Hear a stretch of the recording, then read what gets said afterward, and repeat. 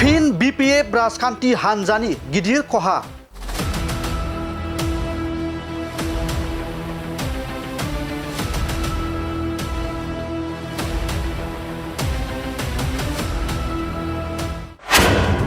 BPF नि मावथिफोरा UPPL दोलोआव जगदान।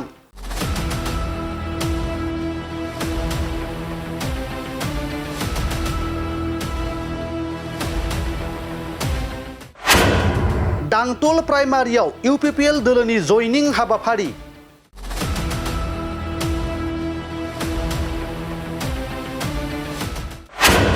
थारैनो BPF दोलोआ 2025 मायथाइनि बिसायख'थिनि सिगां जोबस्रांनायनि लामायाव नामा?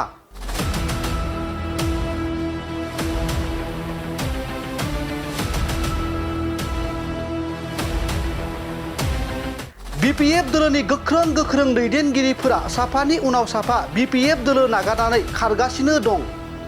मख'नो गोनांदि बावैसो सान सिगां BPF दोलोनि गोख्रों दैदेनगिरि खाम्फा बरगयारी आरो हितेश बसुमतारीजों लोगोसे गोबां दैदेनगिरिफोरा BPF दोलो नागारनानै UPPL दोलोआव जगदान जादोंमोन।